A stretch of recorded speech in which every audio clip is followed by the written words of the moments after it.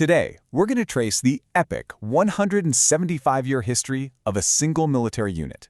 And in doing so, we're going to see how its story tells the entire story of an empire, its rise, its dramatic fall, and the really complex world it left behind. So, how is that even possible? How can one small regiment reflect this massive global empire? Well, it's all in the details. You see, by following this one unit, we get a front-row seat to how Imperial strategies were born, how loyalty was tested under fire, and how the massive tides of history could turn soldiers from servants of one empire into the founders of a brand new nation. The story of Koch's rifles, it really is the story of the British Empire in miniature. Okay, first things first. There's a word you've got to know, piffer. This wasn't just some random nickname, it was a true badge of honor. It came from the Punjab Irregular Force, or PIF, these legendary units that guarded the most dangerous, most volatile border of the entire empire. So if you were a piffer, yeah, you were one of the toughest soldiers around, no question. All right, so let's rewind.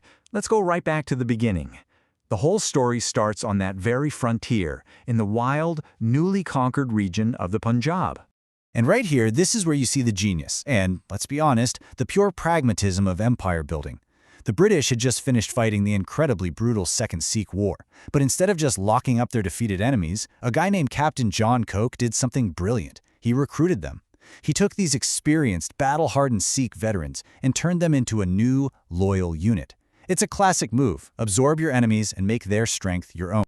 You can actually watch the regiment's role evolve just by looking at its name changes. It starts out simple enough, the 1st Punjab Infantry. But by 1851, it's officially part of the piffers, and later, the Punjab Frontier Force. Each name change shows it becoming more and more important, a permanent guardian of that critical border. Of course, an army unit is nothing without a reputation. And this one, well, they forged theirs in the fires of some of the British Empire's most defining and violent conflicts. Now this is huge. In 1857, India just explodes in what the British called the Mutiny. So many native regiments turned on their colonial officers. But the 1st Punjab Infantry didn't. They stayed loyal. And you can't overstate how important that was.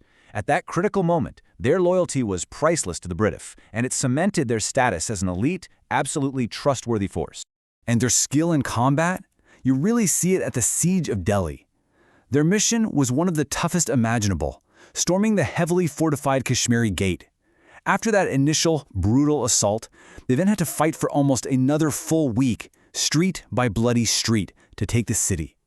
That single action became a central part of their legend. And the pattern just keeps going. Fast forward 2 decades, and they're in Afghanistan during the Second Afghan War, doing it all over again, helping to capture the strategic city of Kandahar. They were quickly building a reputation as the unit you called when the fighting got tough. Okay, so let's jump ahead a bit. As we move into the late 19th and early 20th centuries, the regiment really settles into its main job, but it's also about to face the insane global tests of the First World War. For decades, their life was just this constant, grinding, low-level war. They were basically the policemen on the empire's most dangerous border. They fought in campaign after campaign, Umbilla, Waziristan, Momont, an almost endless cycle of conflict against these fiercely independent tribes. Then, in 1903, something really cool happens. They get officially renamed the 55th Koch's Rifles. It's a direct tribute to Captain John Koch, the man who founded the regiment more than 50 years earlier. This really solidified their unique identity and their heritage inside the army. So when the Great War kicks off in 1914, you'd think, okay, they're heading to the trenches in France, right? But no. The northwest frontier was just too unstable to be left unguarded. So while the regiment itself stayed in India, its highly trained soldiers were sent out as individual reinforcements to other units fighting all over the world. And this policy led to one of the most incredible, most unbelievable human stories of the entire war. It's all about 2 brothers, both of them piffers from the frontier. Get this, Mayor Dost, fighting for the British in Belgium, shows such insane bravery that he earns the Victoria Cross, the Empire's highest award for valor. At the same time, his brother, Mayor Most, serving in a different unit, deserts to the German side and is rumored to have gotten their equivalent, the Iron Cross. One family, 2 brothers, on opposite sides of the war, both decorated for bravery. It's just a stunning reminder of the complex, divided loyalties of that time. As we move into the 20th century, the world is changing at lightning speed. It's not just another world war on the horizon. The very structure of the army that had existed for generations is about to be turned upside down.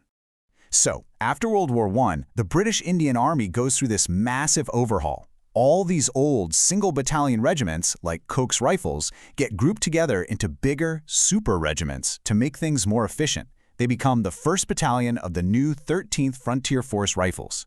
And while they got to keep Koch's in their title, that fierce independence they had for so long was now part of something much bigger.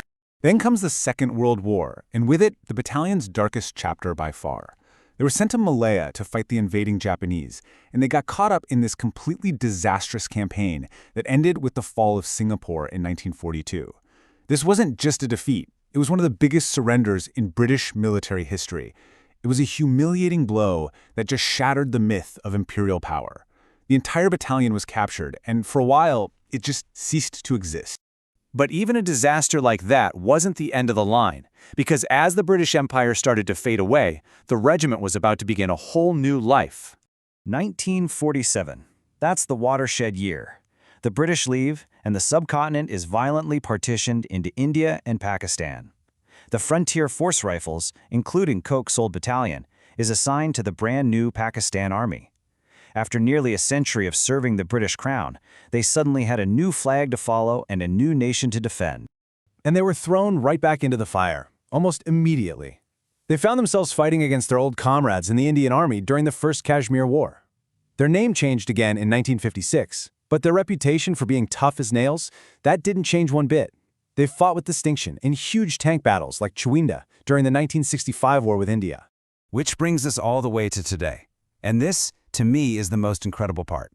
The very same unit that Captain John Koch raised from defeated Sikh warriors all the way back in 1849 is still an active, serving battalion in the Pakistan Army right now. It has survived the fall of an empire, the birth of nations, and countless wars, carrying its incredible history with it. So the story of Koch's rifles is this amazing journey through 175 years of history, from Sikh warriors serving Queen Victoria to modern Pakistani soldiers. This story proves that history isn't just about big dates and grand strategies.